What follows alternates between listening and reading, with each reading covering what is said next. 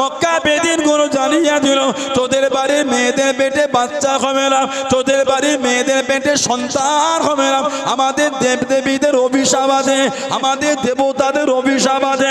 হে মুসলমানের দলেরা, তোদের বাড়ির মহিলাদের পেটে সন্তান আসবে না, গর্ভে বাচ্চা জন্মাবে না। তোদের বাড়ির মহিলাদের ওপরে আমাদের দেবতাদের অভিশাপ আছে, আমাদের দেবতাদের বদদুয়া আছে। ও যুবক, আল্লাহ রাব্বুল আলামিন হযরতে আসমা রাদিয়াল্লাহু তাআলা ওনার পেটে যে সন্তান দিয়ে দেন, আওলাদ দিয়ে দেন। হযরতে আসমা রাদিয়াল্লাহু তাআলা বাচ্চাখানা প্রসব করে দিলেন, সন্তানখানা প্রসব করে দিলেন। ওই সন্তান যখন জন্মগ্রহণ করেন, আল্লাহ নবী সাহাবারা এত খুশি হয়ে গেলেন, এত আনন্দিত হয়ে গেলেন।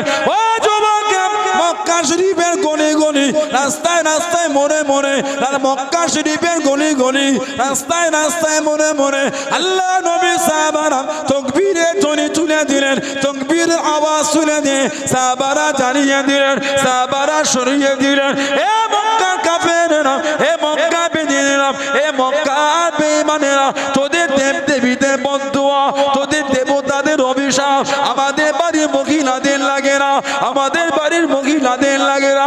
আল্লাহ রাব্বুল আলামিন আমাদের বাড়ির মহিলাদের পেটে সন্তান পাঠিয়েছেন। জোরে বলুন সুবহান, আর একটু জোরে বলুন সুবহান। হযরতে আবু বকর সিদ্দিক রাদিয়াল্লাহু তাআলা টুকটুক করে কাঁধে চলে গেলেন, ডান কানে আযান দিলেন, ডান কানে আযান দিলেন, বাম কানে ইকামত দিলেন।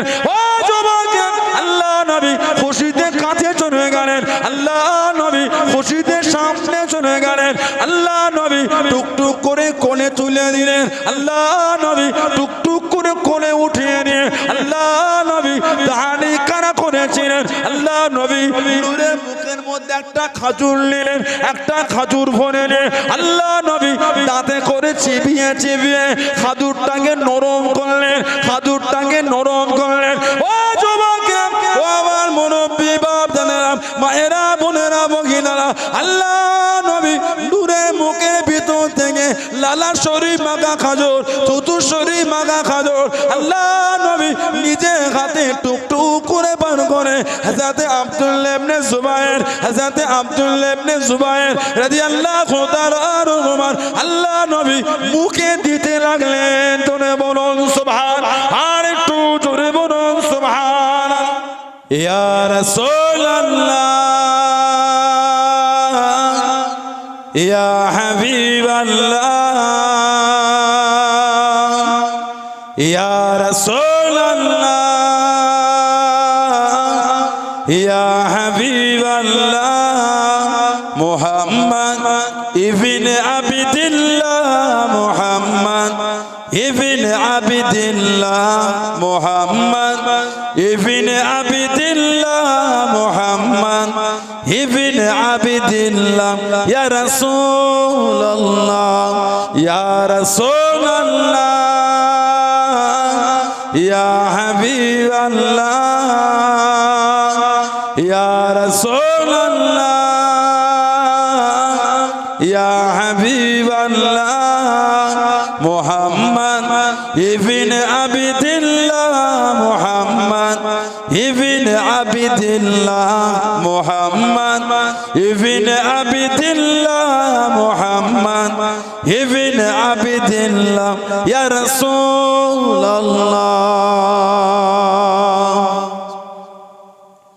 মুহাম্মদ ইবনে আবদুল্লাহ, ইয়া কারি কিতাবিল্লাহ, মুহাম্মদ ইবনে আবদুল্লাহ, ইয়া কারি কিতাবিল্লাহ, আলাইকা কুওয়াতুল খবরাত জাহিদ ফি সাবিলিল্লাহ, আলাইকা কুওয়াতুল খবরাত জাহিদ ফি সাবিলিল্লাহ।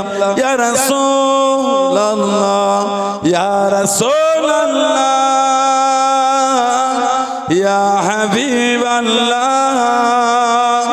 ইয়া রাসূলুল্লাহ, ইয়া হাবিবাল্লাহ, মুহাম্মদ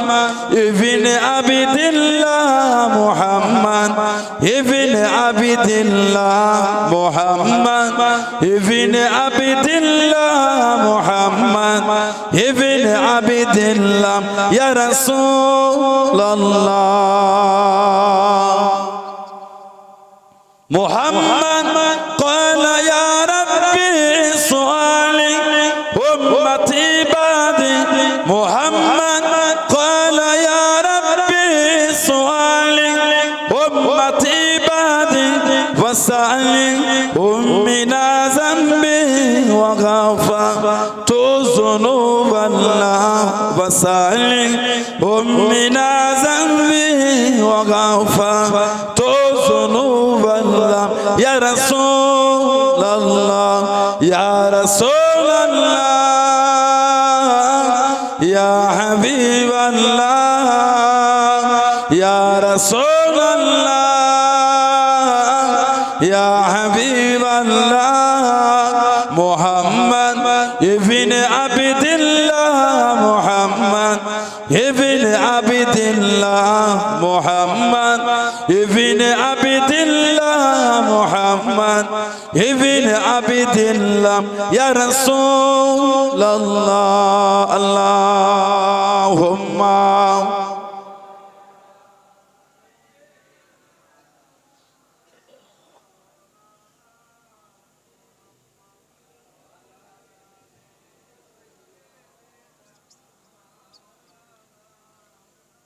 কেন রফিক দাও না দেখা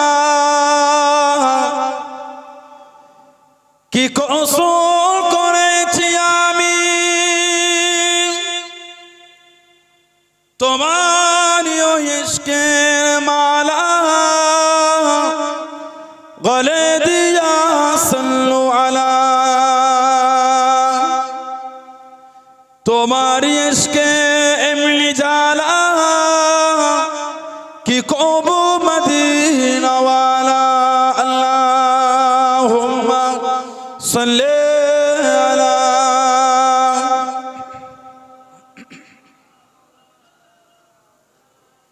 ওয়ালা আলি সাইয়্যিদিনা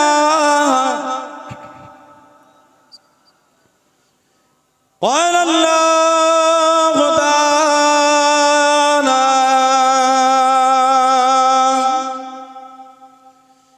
في كلام المزيد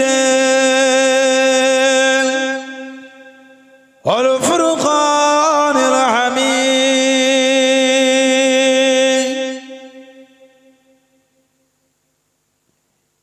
إن الذين يؤذون الله ورسوله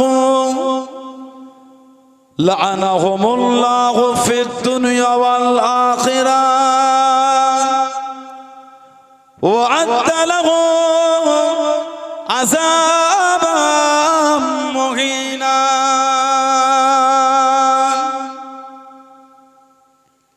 قال رسول الله صلى الله عليه وسلم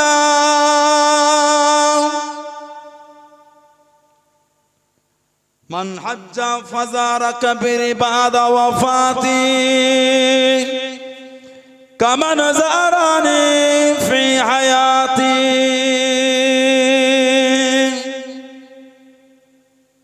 प्यारे हाजिरान मजलिस আমার ইমানদার ভাইরা নেককার আল্লাহওয়ালা গণেরা যুবকেরা মুরব্বিয়ান বাপজানেরা সমবয়স্ক আমার নওজওয়ান গণেরা আজকে আমাদের শ্রীরামপুর এই গ্রামের সুন্দর মাহফিলের একনিষ্ঠ কর্মী কমিটি সাহেবান গণেরা বিভিন্ন গ্রাম বিভিন্ন পাড়া থেকে আগত আমার ফুরফুরা শরীফের মুজাদ্দিদুজ্জামান হুজুরের সিলসিলার মুরিদ মুতাকিদিন পাগল গণেরা পর্দার আড়ালে অবস্থিত আমার মা ও বোনেরা আজকের মাহফিলে সম্মানীয় অত্র এলাকার মসজিদের ইমাম সাহেব সহ সম্মানীয় উলামা হযরত গণেরা খেদমতে এসে হাজির হয়েছে। আমি অধম গুনাহগার নালায়েক খাকসার পাপী।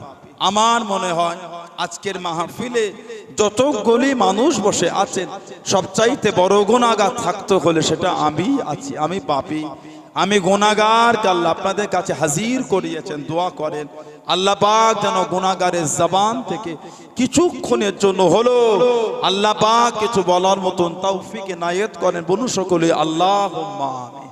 তার সাথে সাথে আল্লাহ পাক আপনাকে ও আমাকে উভয়কে শুনে এবং বলে আমল করা তৌফিক এনায়েত করেন। বলুন সকলে আল্লাহুম্মা আমিন।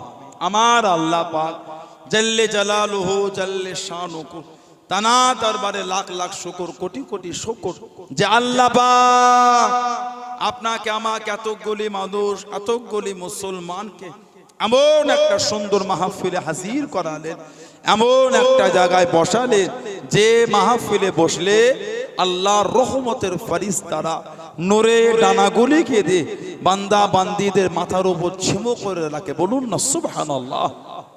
এমন একটা জায়গায় আল্লাহ আমাদের বসিয়েছেন যে মাহফিলে বসে আমরা একটু দরুদ শরীফ পড়ি।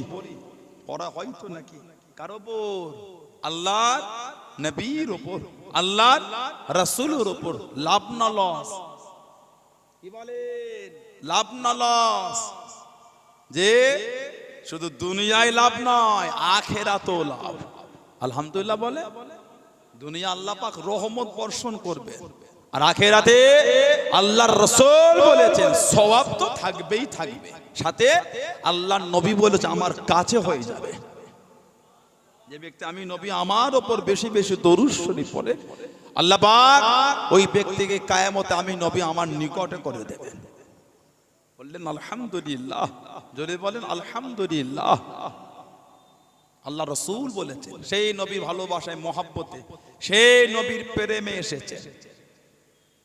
এই যে আজকে আমরা বসেছি শ্রীরামপুরে এই যে মাহফিল, আল্লাহর রাসূল বলেছেন হাদিস শরীফের কিতাব মুসনাদে বাজ্জার, মুসনাদে বাজ্জার, হায়াতি খায়রুল লাকুম ওয়াফাতি খায়রুল লাকুম, হায়াতি খায়রুল লাকুম। আমি নবী তোমাদের কাছে থাকাটা তোমাদের জন্য উত্তম, আর আমি নবী তোমাদের চোখের আড়াল হওয়া ওটাও তোমাদের জন্য উত্তম। বলুন সুবহানাল্লাহ।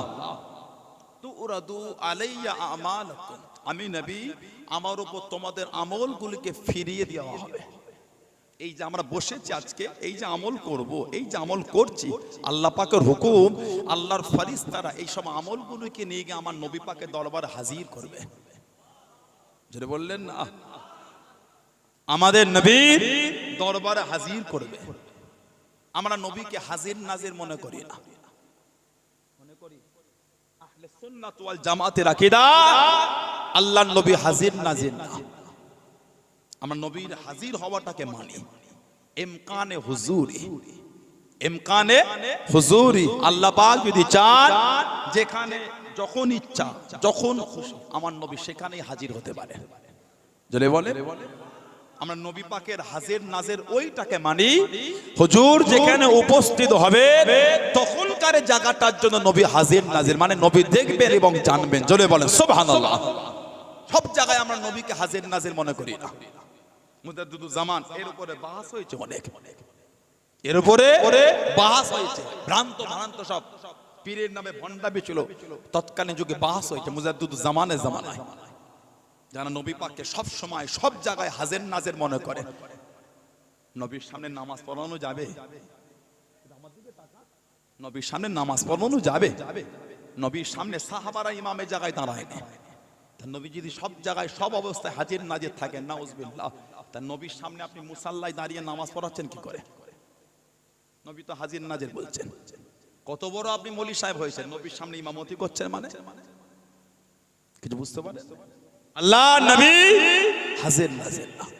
মুফতি আজম মেজলা হুজুর রহমাতুল্লাহ আলাইহি কিতাব লিখেছেন তাহকিকুল মাসাইল, তাহকিকুল মাসাইল। ওই কিতাবে লিখেছেন নেক মজলিসে আল্লাহ পাক আমাদের নবী পাককে হাজির করেন। সুবহানাল্লাহ বলে। নেক মজলিসে নবী পাকের হাজির হওয়াটা সম্ভব। বলুন আলহামদুলিল্লাহ। ওটা ইমকানে হুজুরি। আল্লাহর রাসূল বলে তুরাদু আলাইয়া আমালাকুম, আমি নবী আমার উপর তোমাদের আমলগুলোকে ফিরিয়ে দেওয়া হবে। ফামা রাআইতু মিন খায়রিন, আমি নবী যখন তোমাদের নেক আমলগুলিকে দেখব, হামিদুল্লাহ আলাইহি, আমি নবী তোমাদের ভালো আমলগুলোকে দেখে আল্লাহর দরবারে শুকরিয়া আদায় করতে থাকবো। ওমার রাআইতু মিন শাররিন, আর আমি নবী যখন উম্মাতের তোমাদের খারাপ আমলগুলোকে দেখব, নোংরা, ইস্তিগফারতুল্লাহ লাকুম, আমি নবী তোমাদের হয়ে আল্লাহর দরবারে ইস্তিগফার চাইতে থাকবো। জোরে বলে, এই আমাদের আমলগুলি আল্লাহ পাকের হুকুমে ফেরেশতারা আমার নবীর দরবারে হাজির করে দেয়।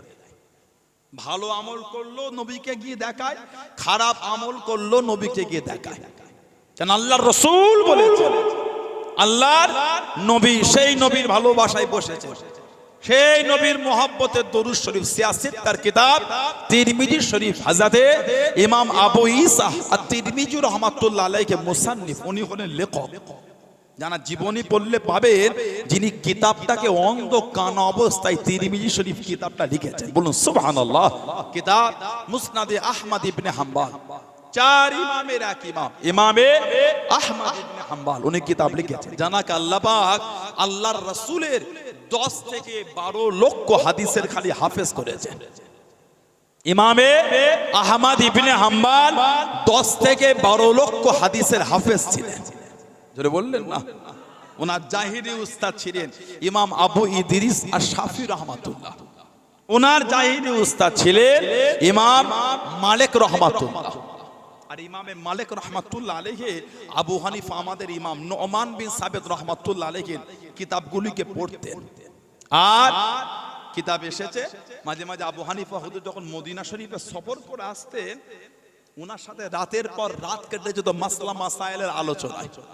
হযরতে ইমাম ইবনে হাজার মক্কি রাহমাতুল্লাহ আলাইহি হযরত ইমামে মালিককে আবু হানিফা রাহমাতুল্লাহ আলাইহি ছাত্রদের মধ্যে গণ্য করেছে।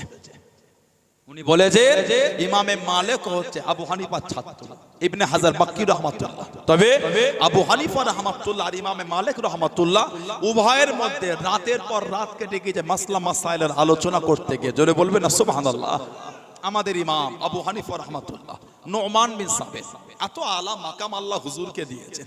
55 বার হজ করেছেন আবু হানিফা রাহমাতুল্লাহ, 55 বার খালি হজ করেছেন। সুবহানাল্লাহ বললেন না। ওনার একটা মুফতি বোর্ড ছিল, মুফতি বোর্ড উলামাদের 40 জন আলেম, ফাকিহ, মুস্তাহিদ 40 জন একটা বোর্ড। এই 40 জনের মধ্যে আরো 10 জনকে বেছে দিলেন। 12টা বছর ধরে কোরআন হাদিস ইজমা ও কিয়াসের আলোকে 83,000 মাসলার রায় দিয়ে গিয়েছেন। 83,000 মাসলা কিতাব এসেছে। পরবর্তী সময়ে হুজুরের ছাত্রদের খেদমতে ওই মাসলাটাকে দাঁড়িয়েছিল 5 লক্ষ মাসলায়, জোরে বলেন সুবহানাল্লাহ। হযরতে নুমান বিন সাবিত রাহমাতুল্লাহ, ওনার জামানায় একজন রাফিজি ছিল, রাফিজি শিয়াদের একটা পার্ট, কাফের। রাফিজেরা হচ্ছে কাফের। কেন? ওদের আকীদা জিবরাইল আলাইহিস সালাম ওহিটা ভুল করে আমার নবীকে দিয়ে ফেলেছে। ওই ওহিটার পাওয়ার যোগ্য ছিল হযরত আলী। বলেন নাউজুবিল্লাহ, জোরে বলেন আস্তাগফিরুল্লাহ। এটা হলো রাফিজিদের একটা আকীদা, রাফিজি কুফরি আকীদা। আবু হানিফা জামানার এক রাফিজি যে উসমান ইবনে আফফানকে বলতো ইহুদি, নাউজুবিল্লাহ বললেন না। নবী পাকের জামাই, ইসলাম জাহানের 3য় খলিফা। নবী বলেছেন উসমান রাফিকি ফিল জান্নাত, তুমি হলে আমার আল্লাহর জান্নাতের বন্ধু, জোরে বলবেন না। আল্লাহর রাসূল বলেছেন উসমান তোমার গায়ের এই পোশাক লেবাসটাকে খুলে নেওয়া হবে, তোমার গায়ের জুব্বা, বুখারী শরীফ মানাকিবে উসমান ইবনে আফফান এসেছে, তোমার গায়ের জুব্বা খুলে নেওয়া হবে। ততক্ষণ পর্যন্ত গায়ের লেবাস তুমি খুলবে না যতক্ষণ পর্যন্ত আমি নবী আমার সাথে তোমার মুলাকাত না হচ্ছে। নবী পাকের এই ইশারাটা হলো তোমাকে তোমার খেলাফতের দায়িত্ব থেকে নামিয়ে দেবে। খেলাফতের দায়িত্ব ছাড়বেন, আমি নবী বলে দিলাম, তোমাকে শহীদ করে দেবে। তুমি শহীদ হয়ে আমার সাথে মুলাকাত করে ফেলবে, কিন্তু খেলাফতের দায়িত্ব ছাড়বে না। আল্লাহ রাসূল নিষেধ করেছেন। কে? উসমান ইবনে আফফান। নবী বলেছেন আমার একটাই সাহাবী দুনিয়া থেকে 2 বার জান্নাত কিনে ফেলেছে। জোরে বলা গেল না? আর একটু জোরে বলা যাবে না? আল্লাহ নবী মদিনার নববী শরীফে বাইরে গেলেন। ও যুবকেরা, ও আমার মুরব্বি বাপজানেরা, আল্লাহ নবী মদিনা শরীফে জমিনে করেন, আল্লাহ নবী মদিনা শরীফের কবরস্থান জান্নাতুল বাকির কাছে চলে গেলেন। জান্নাতুল বাকির পাশে গিয়ে দাঁড়িয়ে গেলেন। তখন কবরস্থান ছিল না, তখন কবরস্থান হলো না। আল্লাহ নবী চতুর্দিকে ঘুরে ঘুরে দেখেন, আল্লাহ নবী চতুর্দিকে ফিরে ফিরে দেখেন। ও যুবক, আল্লাহ নবীর বড়টা পছন্দ হয়ে গেল, আল্লাহ নবীর বড়টা মনে লেগে গেল। আল্লাহ নবী ফিরে চলে আসলেন, আল্লাহ নবী ডাক দিয়ে দিলেন, আল্লাহ নবী ডেকে নিলেন। ও বাবা উসমান রাদিয়াল্লাহু তাআলা আনহু, আমি নবী ওই জায়গাটা দেখেছি বাবা, আমি নবী আমার বড়টা পছন্দ বাবা, আমি নবী আমার বড়টা মনে লেগেছে বাবা। ও বাবা উসমান, ওই জায়গাটা দেখো বাবা, আমি নবী আমার বড়টা পছন্দ বাবা। আমি নবী চতুর্দিকে ঘুরে ঘুরে দেখেছি। হযরতে উসমান ইবনে আফফান রাদিয়াল্লাহু তাআলা আনহু টুকটুক করে চলে গেলেন। চতুর্দিকে ঘুরে ঘুরে দেখেন, চতুর্দিকে ফিরে ফিরে দেখে আল্লাহ নবীর সামনে গেলেন, আল্লাহ নবীর কাছে দেখিয়ে দাঁড়ালেন। জায়গাটার মালিকের কাছে গেলেন, জায়গাটার মালিকের কাছে গিয়ে ওই জায়গাটাকে কিনে নিয়ে আল্লাহ নবীর সামনে চলে গেলেন। আল্লাহ নবীর কাছে দেখিয়ে দাঁড়িয়ে গেলেন, আসসালামু আলাইকুম ইয়া রাসূলুল্লাহ। আল্লাহ নবী সালামে জবাব খানা দিলেন, আল্লাহ নবী উত্তর খানা দিলেন। আল্লাহ নবী জিজ্ঞাসা করলেন, ও বাবা উসমান রাদিয়াল্লাহু তাআলা আনহু, তুমি কি জায়গাটা দেখেছো বাবা? তুমি কি জায়গাটা দেখেছো বাবা? আমি নবী আমার বড়টা পছন্দ বাবা, আমি নবী আমার বড়টা মনে লেগেছে বাবা। ইয়া রাসূলুল্লাহ হাবিবাল্লাহ, ইয়া রাসূলুল্লাহ হাবিবাল্লাহ, আল্লাহ পাকে নবী আমি উসমান রাদিয়াল্লাহু তাআলা আনহু শুধু জায়গাটা দেখিনি খোঁজো, আমি উসমান জায়গাটাকে কিনে এনেছি। জনে বলুন সুবহান, আর একটু জনে বলুন সুবহান। দেখে আসেনি হুজুর, কিনে এনেছি। নবী বলেছেন দেখতে বলেছে, কিনতে বলেনি। হুজুর পছন্দ যেটা হয়েছে আপনার, আমি উসমান না কিনে থাকতে পারি, কিনেই নিয়ে এসেছি। মদিনা শরীফের কবরস্থান জান্নাতুল বাকি উসমান ইবনে আফফান রাদিয়াল্লাহু তাআলা কিনে আমাদের নবীর কদমে হাদিয়া করে দিলেন। জোরে বলে। আবু হানিফা রাহমাতুল্লাহ জামানায় একজন রাফিদি ছিল, ওনাকে বলতো ইহুদি। আহা, এক বর্ণনা এসেছে আল্লাহর রাসূল বলে, আল্লাহ যদি আমাকে 40টা মেয়ে দিতেন, আমি নবী এই 40 জনের সাথে আমার উসমানের বিয়ে দিয়ে দিতাম। 40টা মেয়ে 40 জনের সাথে তার বিয়ে দিতাম। তার মানে আমি নবী আমার একটা মেয়ের সাথে বিয়ে দিতাম, তাকে যদি আল্লাহ ডেকে নিতেন পরেরটার সাথে আবার বিয়ে দিতাম, তাকেও যদি আল্লাহ ডাকতেন পরেরটার সাথে আবার দিতাম। এই করে করে যদি আল্লাহ 39টাকে ডেকে নিতেন, 40 নম্বরের সাথে আমি রাসূল আমার উসমানের সাথেই বিয়ে দিয়ে দিতাম। বলবেন না সুবহানাল্লাহ। তানাকে বলছে ইহুদি, কেউ মুখ লাগাতো না ভয়ে। আবু হানিফা রাহমাতুল্লাহ আলাইহি মনটা একটু খারাপ হয়ে গেল। ওহ, নবীর জামাতাকে বলে ইহুদি, সহ্য হলো না। টুক টুক টুক টুক করে রাফেজির বাড়ি চলে গেছে। রাফেজির বাড়ি থেকে ডাকলেন, আমি একটা সংবাদ এনেছি, খুশির খবর। কি খবর? না, আমি আপনার মেয়ের জন্য একটা সম্মোধন এনেছি। ছেলেটা হাফেজ, রাত্রির জাগরণ মানে ইবাদতকারী, পরহেজগার, তাকওয়াকারী, নেক, ভদ্র, অর্থবান, কোন দিক থেকে তার কমি নেই।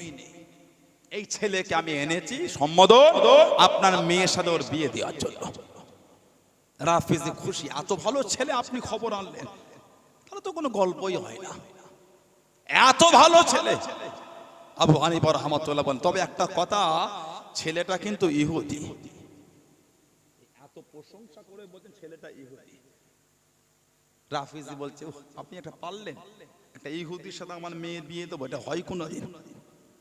এটা কোনোদিন হয় এটা? তখন ইমাম আবু হানিফা রাহমাতুল্লাহ বলছেন, আপনি যদি আপনার মেয়ের বিয়েটা ইহুদির সাথে না দিতে চান, তাহলে নবী পাক দুটো মেয়ের বিয়ে ইহুদির সঙ্গে দিলেন। নবী দুটো মেয়ের বিয়ে ইহুদির সাথে দিতে পারলেন।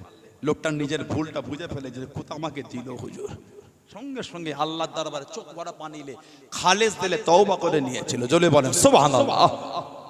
ইনি হলেন আমাদের আবু হানিফা রাহমাতুল্লাহ। ওনার কাছে বসতেন ইমামে মালিক, রাত কেটে গেছে দুজনে মাসলার আলোচনা করতে গিয়ে।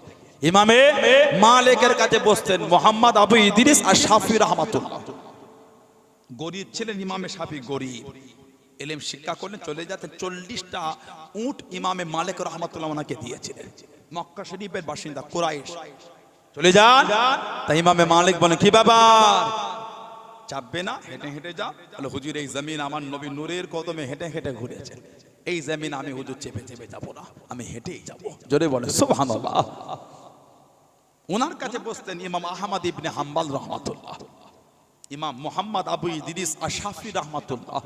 ইমাম আহমদ ইবনে হাম্বলকে এক তারিখে চিঠি লিখলেন, চিঠি, আমি খবর পেয়েছি তোমার এলাকায় একজন মানুষের কাছে আল্লাহর রাসূলের একটা হাদিস শরীফ আছে, একটা, ওইটাকে সংগ্রহ করতে আমি তোমার এলাকায় যাব, তার জন্য আমি তোমার বাড়ি থেকে কিছুদিন থাকবো।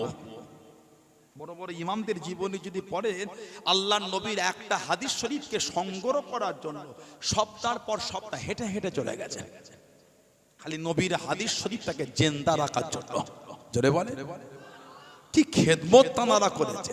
আজ তো ঘরে বসে বসে আপনি ফ্লিপকার্টে যান, লেখেন বুখারী শরীফ, আপনার অ্যাড্রেসটা দিয়ে বুক করে দেন, 3 দিন না কাটতে কাটতে বাড়ির দরজা ঠুকে ঠুকে কিতাব ঘরে চলে যাচ্ছে।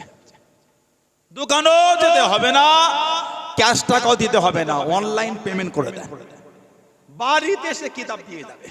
এই বুখারী শরীফটা লিখতে ইমাম বুখারীর জীবনের কম কাঠ কয়লা পুরাতে হয়নি, শরীরের রক্তটাকে পানি করে ফেলেছেন।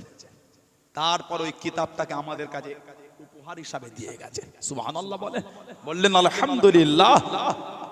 ইমামে মুহাম্মদ আবু ইদ্রিস আশ-শাফি রাহমাতুল্লাহ আহমদ ইবনে হাম্বলকে চিঠি দিলেন রাহমাতুল্লাহ আলাইহি। উনি খুশি, চিঠি পেয়ে ইমাম শাফি হুজুর আসছে, ওনার মেয়ে ছিলেন আহমদ ইবনে হাম্বল, দনমনো করে। বাপ তো রাত্রিরে অর্ধেকটা রুটি খায়, আমার আব্বা আহমদ ইবনে হাম্বল। কেন, বেশি খেলে পেট ভারী হলে রাত্রিরে তাহাজ্জুদ বেশি ইবাদত করতে পারবে না, কষ্ট হবে, আলস্য লাগবে। ওজন্য উনি রাতে রুটির অর্ধেকটা খেতেন। তাহলে আমার আব্বার উস্তাদ মানে আরো কম খায়। আব্বা উনার কাছে বসে আলেম হয়েছে না, আরো কম। এই দনমনোর মধ্যে 8টা রুটি করেছে, 8টা। ইমাম আবু ইদ্রিস আশ-শাফি হুজুরকে দস্তরখান দিয়ে, প্লেট দিয়ে ইমাম আহমদ ইবনে হাম্বল টুকটুক করে তুলে দিচ্ছে। উনি খেতে খেতে উনি একাই 8টা রুটি একাই খেয়ে ফেলেছে। মেয়ে বলছি, কি উস্তাদ রে বাবা, আব্বা খাই রাতে অর্ধেক রুটি, ইবাদত বেশি করতে পারবে না বলে সারা রাত জাগবে। আমার আব্বা খায় অর্ধেক রুটি, ভাবলাম আব্বার উস্তাদ আরো কম খাবে, এ তো 8টা একাই খেয়ে ফেলেছে। কিছু বললেন না। আহমদ ইবনে হাম্বল হুজুর উজুর পানি রেখে দিলেন, তাহাজ্জুদ হুজুর ডাকবেন, দেরি যদি হই না বিয়াদবি, আদবের খেলাফ। হুজুর এই পানি, ওই যে এশার নামাজ পড়ে খেয়ে ঘরে ঢুকেছে, সারা রাত রুমের দরজা বন্ধ, সারা রাত রুমের মধ্যে না তাহাজ্জুদের উজু করেছে, ফজরের আজান হয়েছে, রুম খুলে বার হয়ে নামাজে চলে গেছে, উজুও করে না। মেয়ে বলছে, এই কি উস্তাদ আমার আব্বা, এই লোকের কাছে বসে আমার আব্বা এত বড় আলেম হয়েছে। এই লোক ফজরের উজুটাও করেন, সারা রাত ঘরে ঘুমিয়েছে। কয়েকদিন থাকলে এবার চলে যাবেন, হাদিস শরীফ সংগ্রহ হয়ে গেছে।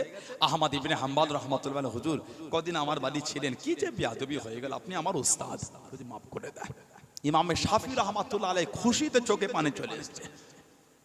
আহমদ ইবনে হাম্বল, কদিন তোমার বাড়িতে থেকে মনটা খুব খুশি, আমি একটু খেয়েছি বাবা মন খুলে, আমি তেমনি এত খাই না, তুমি দেখলে না খেয়েছি। তুমি যখন আমার পাতে খাবার দিচ্ছিলে, আমি দেখলাম তোমার বাড়ির খাবার থেকে যেন নূর বার হচ্ছে। আমি খাবার মনে করে নয়, তোমার বাড়ির খাবারটাকে নূর মনে করে খেয়ে নিয়েছি। যদি বলা গেল না সুবহানাল্লাহ। তুমি দেখলে না, উজুর পানি রেখেছেন, আমি সারা রাত রুমের মধ্যে, ফজরের আযান শুনে চলে গেলাম, উজু করিনি, যে হুজুর আমার উজুই নষ্ট হয়নি। তুমি রাত্রিরে বাইরে কোরআন শরীফ তেলাওয়াত করছিলে, আমি রুমের মধ্যে ভাবলাম আর বসে কি করি, ওই কোরআন শরীফের আয়াতের আওয়াজ যখন কানে তেলাওয়াত ভেসে ভেসে আসছিল, আমি বসে বসে ওই আয়াতগুলিকে শুনে সারা রাত খালি তাফসীর করেছি, মানে ব্যাখ্যা করেছি। সারা রাত ওই কোরআন শরীফের আয়াতের ব্যাখ্যা করতে করতে ফজর হয়ে গেছে। বাবা আমার উজুই নষ্ট হয় না, তো উজু করব কি? ওই ফজরের আযান শুনে তাফসীর লেখা বন্ধ করে আমি নামাজে চলে গেছি। কেন? আমার উজুই নষ্ট হয় না, ওই জন্য উজু করার প্রয়োজন পড়ে না। চলে বলবেন না, আর একটু জোরে বলা গেল না। এবার ওনার মেয়ে চোখে পানি, কি ভাবলাম আর কি হলো এটা, আমার আব্বার উস্তাদকে নিয়ে কি ভাবলাম আর কি হলো এটা। ইমামে আহমদ ইবনে হাম্বল কিতাব লিখেছে, মুসনাদে আহমদ ইবনে হাম্বল। ওই কিতাবে আল্লাহ রাসূল বলেছেন একটা দল একটা জামাত তারা একত্রিত হয়ে বসলো, কিন্তু আমি নবী আমার উপর দরুদ শরীফ পড়লো না।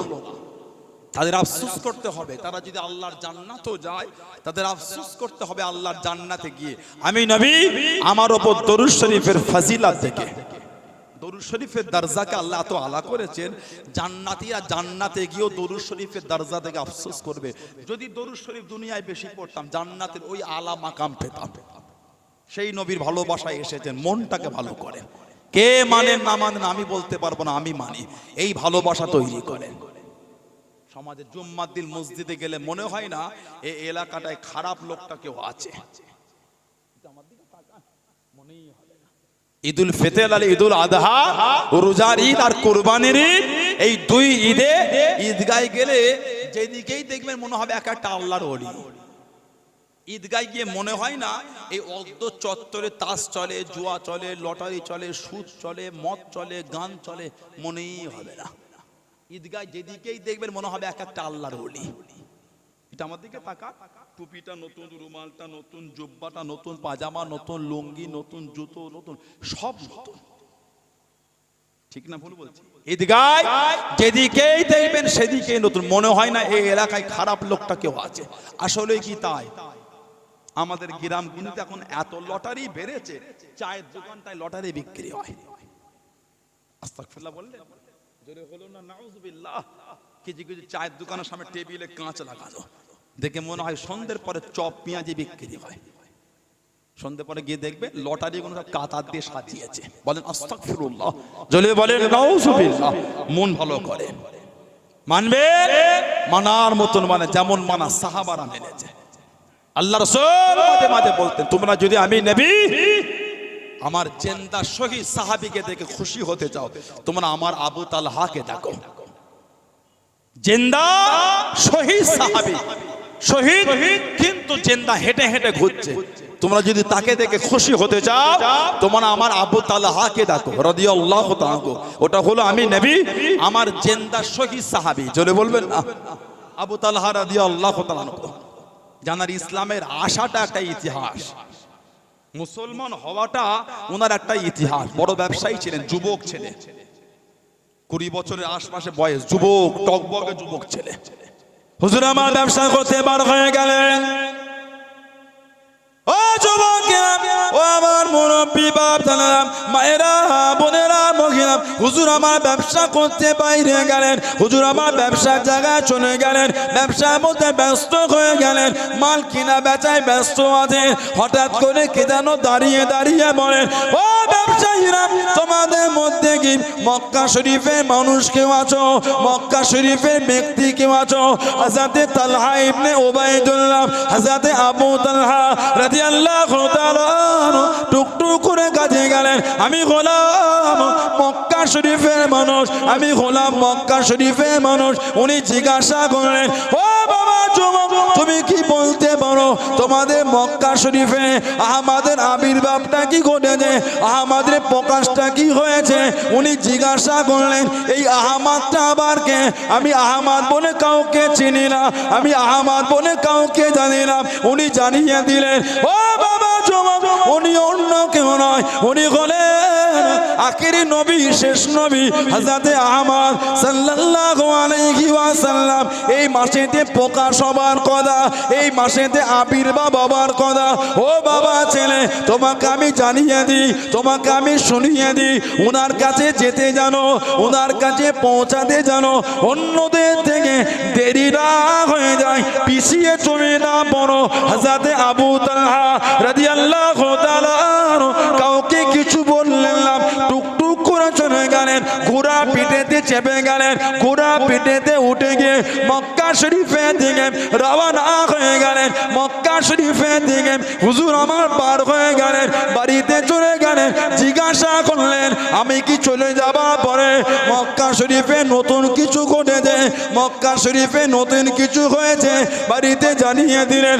আব্দুল্লাহর বেটা মুহাম্মদ সাল্লাল্লাহু আলাইহি ওয়াসাল্লাম নিজেকে নবী বলে দাবি করে, নিজেকে নবী বলে দাবি করেছে।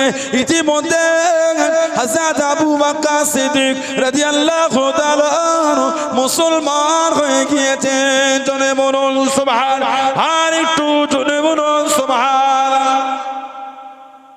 আব্দুল্লাহ বেটা মুহাম্মদ সাল্লাল্লাহু আলাইহি ওয়াসাল্লাম উনি ইতিমধ্যে নিজেকে নবী বলে দাবি করে, আর এর মধ্যে আবু বকর সিদ্দিক ওনার কাছে মুসলমান হয়েছে। আমার নবী পাকের একটা নাম হলো আহমদ সাল্লাল্লাহু আলাইহি ওয়াসাল্লাম। ঈসা আলাইহিস সালাম আমার নবী দুনিয়ার আসার আগে ঈসা নবী আমার নবীর আগমনে বাশারাত দিয়েছিলেন।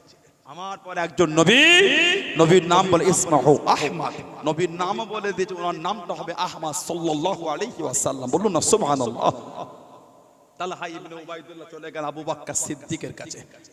কি ব্যাপার, কি শুনছি আমরা তো আপনাকে বিশ্বাস করি একজন গণ্যমান্য ব্যক্তি হিসাবে। আব্দুল্লাহ বেটা মুহাম্মদ সাল্লাল্লাহু আলাইহি ওয়াসাল্লাম নিজেকে নবী বলে দাবি করছেন। সিদ্দিক আকবর বলে, হ্যাঁ সত্যি উনি নবী, আমি মুসলমান। উনিও সমস্ত কথা ওনার সাথে যেটা ঘটেছে আহলে কিতাব বা পাদিরি যা বলেছে সমস্ত কথাটা বলে দিলেন। সিদ্দিক আকবর ওনাকে সাথে সাথে করে না আল্লাহর রাসূলের দরবারে চলে গেলেন। অনেক নবীর সাথে কথা বলে আমার নবীর দরবারে উনি মুসলমান হয়ে গেলেন। জোরে বলেন না সুবহানাল্লাহ। 4 নম্বরে মুসলমান হয়েছিলেন তালহা ইবনে উবাইদুল্লাহ, যাকে আমরা চিনি আবু তালহা রাদিয়াল্লাহু তাআলা আনহু। ইসলামের দ্বিতীয় যুদ্ধ 3য় হিজরি, ইসলামের দ্বিতীয় যুদ্ধ 3য় হিজরি উহুদের যুদ্ধ, যে যুদ্ধে আল্লাহর নবীর 70টা সাহাবা শহীদ হয়ে গেছে। বেদিন, কাফের, বেঈমান, মুশরিক, জাহান্নামী গুলি আহা আল্লাহর রাসূলের সাহাবাদের এই নাক কেটে নিয়েছিল, কান কেটেছিল, ঠোঁট কেটেছিল, চোখগুলোকে তুলে নিয়েছিল। এগুলোকে সুতোতে গেঁথে গেঁথে শরীরে মালা করে গলায় পরে ওই উহুদে ওই কাফের গুলো লেচেছিল। বললেন না নাউজুবিল্লাহ। সাহাবাদের এই চোখগুলোকে উপরে তুলে নিয়েছিল, কানগুলোকে কেটে সব মালা গেঁথেছে, মালা গেঁথে গলায় দিয়ে উহুদের ময়দানে লেচেছিল। বলেন আস্তাগফিরুল্লাহ। এত কষ্ট সাহাবাদের দিয়েছে, সাহাবাদের শরীরের অবস্থাটাকে বিকৃত ঘটিয়েছে।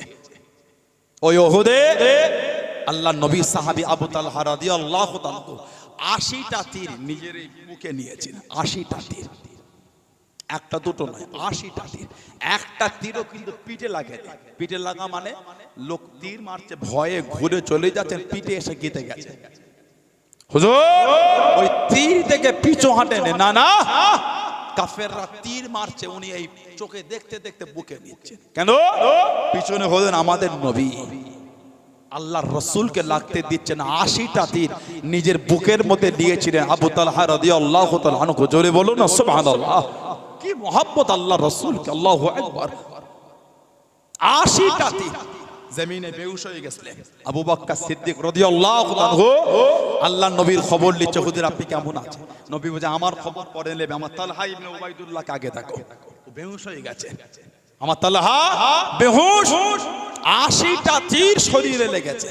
আল্লাহর রাসূল বলেছিলেন, এটা হলো আমি নবী, আমার জিন্দা শহীদ সাহাবী, শহীদ কিন্তু জিন্দা, হেঁটে হেঁটে ঘুরে ঘুরে বেড়াচ্ছে। জোরে বলেন সুবহানাল্লাহ। উনি হলেন আবু বকর সিদ্দিকের জামাই। সিদ্দিক আকবরের মেয়ে হলো 3টে, আবু বকর সিদ্দিক রাদিয়াল্লাহু তাআলা। একটা মেয়ের নাম ছিল হযরতে আসমা, হযরতে আসমা রাদিয়াল্লাহু তাআলা আনহা। স্বামীর নাম ছিল হযরতে জুবাইর রাদিয়াল্লাহু তাআলা। আল্লাহ একটা ছেলে দিয়েছিলেন, নাম রেখেছিলেন নবী আব্দুল্লাহ।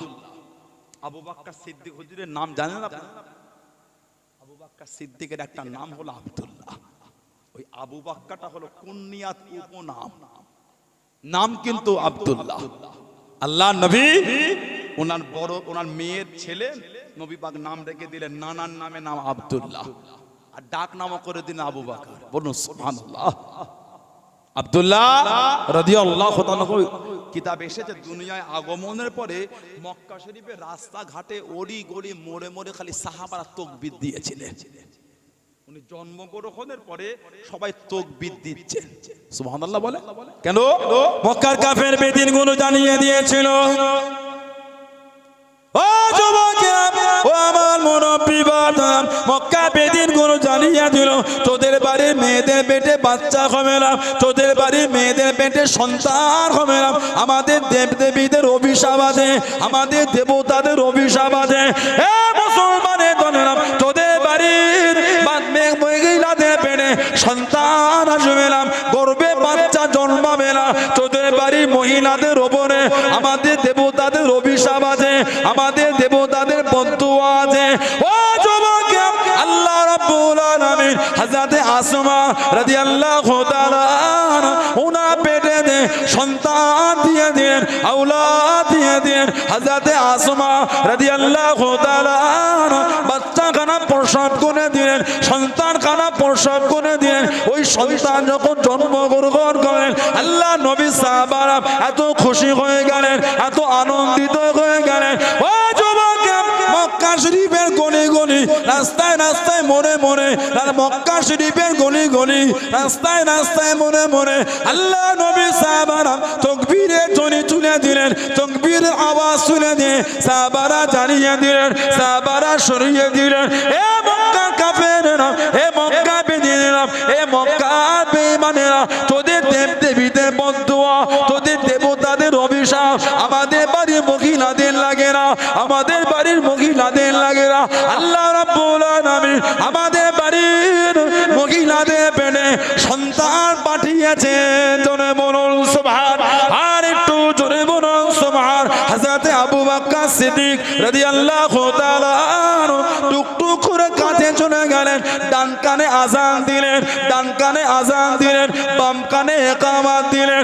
ও যুবক, আল্লাহ নবী খুশিতে কাঁধে চলে গেলেন, আল্লাহ নবী খুশিতে সামনে চলে গেলেন, আল্লাহ নবী টুকটুক করে কোলে তুলে দিলেন, আল্লাহ নবী টুকটুক করে কোলে উঠিয়ে নিয়ে আল্লাহ নবী দাড়ি কানা করেছিলেন। আল্লাহ নবী নূরের মুখের মধ্যে একটা খাজুর নিলেন, একটা খাজুর ভরে নিয়ে আল্লাহ নবী দাঁতে করে চিবিয়ে চিবিয়ে খাজুরটাকে নরম করলেন, খাজুরটাকে নরম করলেন। ও যুবক, ও আমার মুরব্বি বাপ জানেরা, মায়েরা, বোনেরা, মহিলারা, আল্লাহ নবী নূরের মুখের ভিতর থেকে লালা শরীফ মাখা খাজুর, থুতু শরীফ মাখা খাজুর আল্লাহ নবী নিজে হাতে টুকটুক করে পান করে হযরতে আব্দুল্লাহ ইবনে জুবায়ের, হযরতে আব্দুল্লাহ ইবনে জুবায়ের রাদিয়াল্লাহু তাআলা আনহুমা আল্লাহ নবী মুখে দিতে লাগলেন। জোরে বলুন সুবহান, আর একটু জোরে বলুন সুবহান। বাচ্চার মুখে খাবার দেয় তাহানি বলে না, খাবার দেয় না, আলেম ওলামা পীর মাশায়েখ ইমাম হাফেজ দেয় না। আল্লাহর নবী উনাকে কোলে নিয়ে নবী পাকের নূরের মুখে খাজুর নিয়েছেন, চিবিয়ে চিবিয়ে চিবিয়ে লালা শরীফ মাখা, থুতু শরীফ মাখা খাজুর নবী পাক নিজের মুখ মুবারককে আঙুল দিয়ে হাত দিয়ে টুকটুক করে বার করে নবী উনার মুখে দিয়ে রাসূল খাওয়াচ্ছেন। আল্লাহর নবীর থুতু শরীফ মাখা খাজুর হযরতে আব্দুল্লাহ ইবনে জুবায়েরের পেটের মধ্যে চলে যাচ্ছে। জোরে বলে, আর জোরে বলা গেল না। উনি দুনিয়ায় আগমনের পরে গোটা মক্কা শরীফে খালি তাকবীর হয়েছিল। তোদের দেব দেবীদের অভিশাপ লাগে না রে, আল্লাহ আমাদের বাড়ির মেয়েদের পেটে বাচ্চা দিয়েছে। জোরে বলেন না সুবহানাল্লাহ। সিদ্দিক আকবরের আরেকটা মেয়ে নাম উম্মে কুলসুম রাদিয়াল্লাহু তাআলা আনহা, হযরতে উম্মে কুলসুম রাদিয়াল্লাহু তাআলা আনহা জানার সাথে বিয়ে হয়েছে ওই আপনার তালহা ইবনে উবাইদুল্লাহ রাদিয়াল্লাহু তাআলা।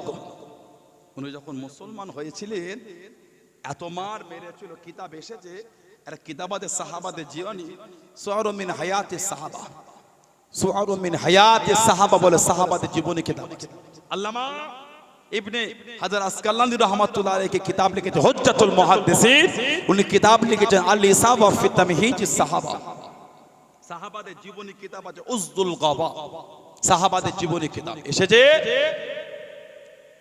দুটো হাতে দড়ি বেঁধে, এই দুটো হাতে দড়ি বেঁধে দড়িটাকে নিয়ে গিয়ে গলার সাথে বেঁধেছে।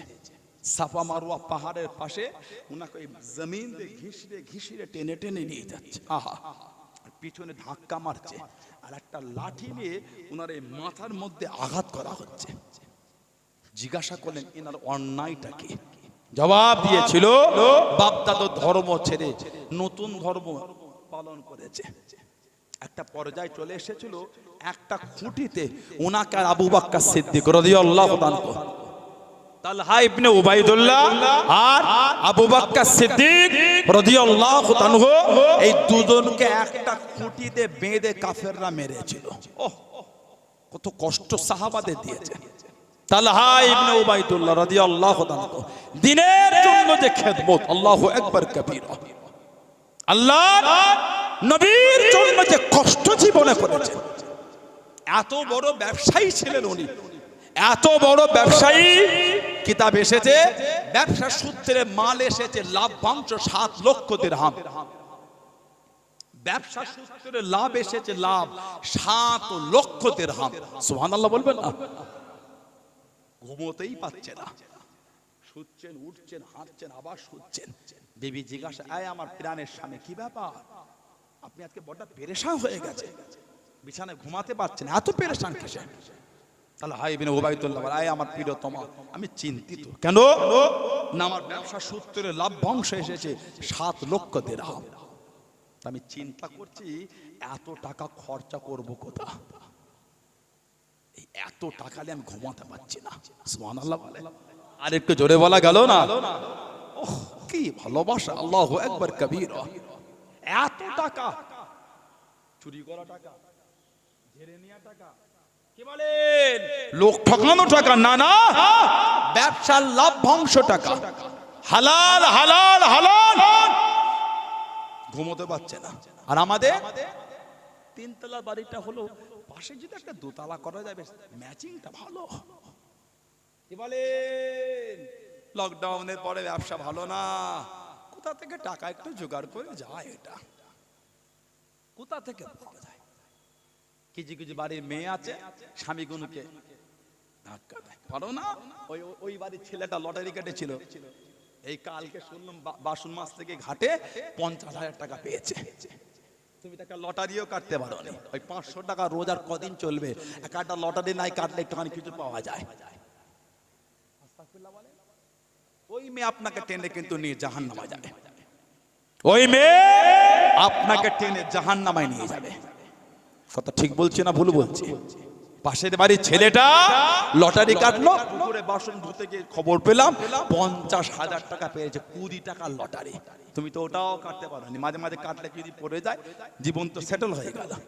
এই 400 টাকা, 300 টাকা, 500 টাকা রোজে আর কি করে জীবনটা তৈরি হবে? লা হাওলা ওয়ালা কুওয়াতা ইল্লা বিল্লাহ। কি চিন্তা এসে গেছে। স্বামীটা বাজারে চলে গেল, বাইরে চলে গেল, কাজে গেল, দিল্লি বোম্বাই গেল, কি নিজের এলাকায় কাজ করে মাথার ঘাম পায়ে ফেলে পাগল হয়ে যাচ্ছে দুটো পয়সার জন্য। আর বিবিটা ঘরে বসে বসে ফেসবুক ঘেটে, ইউটিউব ঘেটে, নেট ঘেটে স্বামী কি হোয়াটসঅ্যাপে ওইটা পাঠি, এইটা কিনবো আমি, পছন্দ পড়টা। কি বুঝতে পারছেন? এই গয়নাটা কিন্তু আমার ঈদে লাগবে। এই তুমি তোমার স্বামীর ইনকাম বোঝো না? তুমি তোমার স্বামীর অবস্থা বোঝো না? আল্লাহ তোমার স্বামীকে যা দিচ্ছে ওর মধ্যে শখ করো। তোমার জন্য তোমার স্বামীকে কিডনি বিক্রি করে দেবে নাকি? আমার দিকে তাকান, বর্তমান সময় চলছে গুলো। আমাদের বাড়ির কিছু কিছু মেয়ে বড্ডা বিয়াদব তৈরি হয়েছে। আমাদের বাড়ির কিছু কিছু বাড়ির বউ বড্ডা বিয়াদব তৈরি হয়েছে। দিন রাত ফেসবুক ঘাটে, সুন্দর সুন্দর ডিজাইন, কত ছবি দেখে, সুন্দর সুন্দর সব কাপড় দেখে ওইগুলো তুলে তুলে স্বামীকে পাঠায়। আপনার স্বামীর যতটা ইনকাম তার মধ্যে পাঠান। ক্রস করছেন কেন আপনি? লিমিট ক্রস করছেন। আপনার শখ সাত মিটে গিয়ে ছেলেটাকে কিডনি বিক্রি করে দেবে? বিয়ে করার সময় আপনার বাপ দেখে না কাকে বিয়ে দিচ্ছে? বিয়ে করার সময় মা দেখে না কোন ছেলেটার হাতে মেয়েটাকে তুলে দিচ্ছে? তখন তো ভাবা দরকার ছিল মেয়ের শখ সাত পূরণ করতে পারবে কি পারবে না। কথা বলছেন না? এই কি জুলুম শুরু হয়ে গেল? সমাজে 100টা বাড়ির মধ্যে 70টা ঘরে যদি ঝগড়া হয়, এই 70টা ঘরের মধ্যে 60টা ঘরে ঝগড়া হলে এগুলো গেলে বিয়ে করাতে কাটে জীবনে শখ শত মেটাতে পারলে না। থামো, অসভ্য বিয়াদব মেয়ে, ওটা চেনো? ওটা কে? আল্লাহ রাসূল বলেছে কিছু কিছু মেয়ে জাহান্নামে যাবে, তার কারণ কথা হলেই স্বামীকে বলে বিয়ের পর থেকে তুমি আমার শখ মেটাতে পারলে না।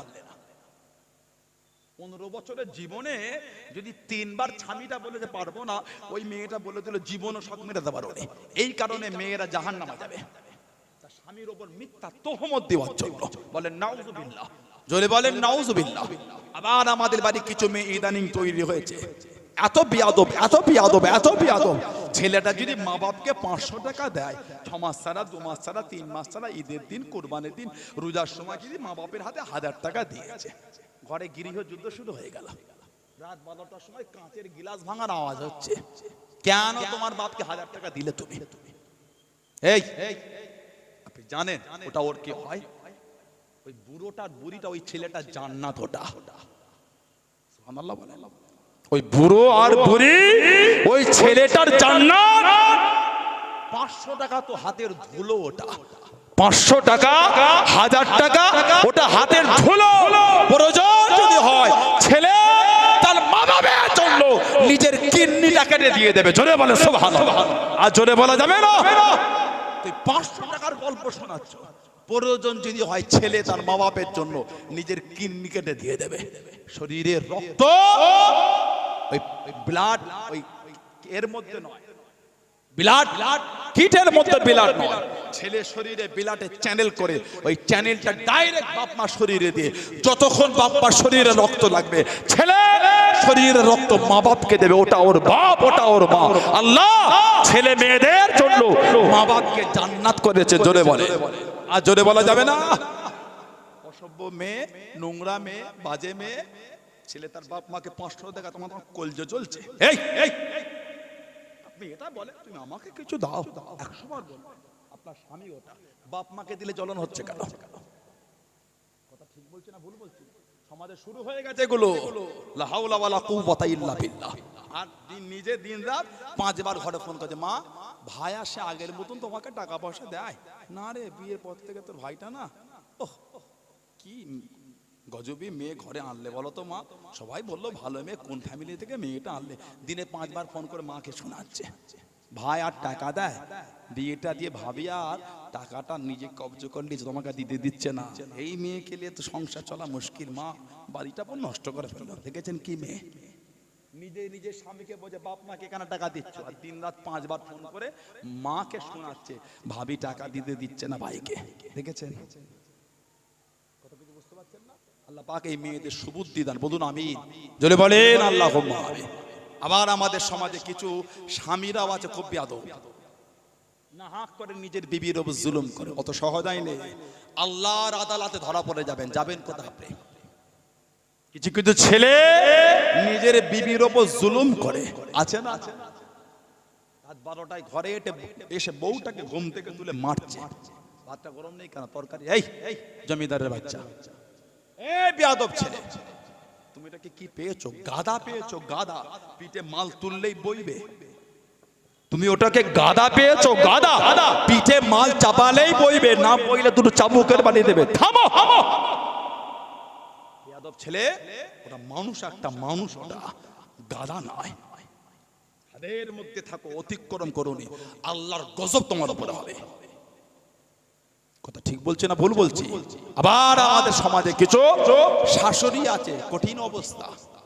মা পানি দাও তো, দিদি স্টিলের গ্লাসে, এই স্টিলের গ্লাসে পানি দিচ্ছ, কাঁচেরটা দিতে পারোনি? কোন বাড়ি থেকে আল্লাহ এই অভিশাপটাকে আনলাম গো আল্লাহ, আল্লাহ কোন বাড়ি থেকে অভিশাপটা এনেছি? কাঁচের গ্লাসে দিলে মা এলো, কাঁচের গ্লাস মেহমান এলে দেবে, ভেঙে গেলে কি হবে? এই স্টিলের, আমি তো ঘরের মানুষ, স্টিলে দাও, মেহমান এলে কিসে দেবে? কাঁচের গ্লাসগুলো বার করে পুরাতন করে ফেলছো। কিছু কিছু শাশুড়ি মানে ওদের স্বভাবই হলো বৌমাদের পিছনে লাগা, আছে না নাই? আল্লাহ পাক ওই বয়স্কা মা গুলোকে আল্লাহ বুঝার তৌফিক দান, বলুন আমিন। আল্লাহ প্রত্যেকের সংসারে শান্তি দান, আল্লাহ প্রত্যেকের স্বামী স্ত্রীর মধ্যে ভালোবাসা দেন, আল্লাহ দয়াময় দয়া করে আমাদের প্রত্যেকের বাড়িতে আল্লাহ রহমত বরকত নাজিল করে দেন, বলুন আমিন। জ্বলে বলেন আল্লাহুম্মা। এই কথাগুলো তো আপনারা কষ্ট পেলেন, বলেন আপনারা কষ্ট পেলেন, সমাজ ধ্বংস হয়ে যাচ্ছে। আল্লাহর ওলি হযরত নিজামউদ্দিন আউলিয়া রহমাতুল্লাহ, নাম শুনেছেন আপনারা? কোথা মাজার বলেন তো? দিল্লি নিজামউদ্দিন জায়গাটার নাম। ওনার মাজারে ঢুকতে গেলে বাইরে একটা মাজার আছে, কার বলেন তো? নিজামউদ্দিন আউলিয়া হুজুরের যে মাজারটা আছে বাইরেটা একটা কবর আছে, কার বলেন তো?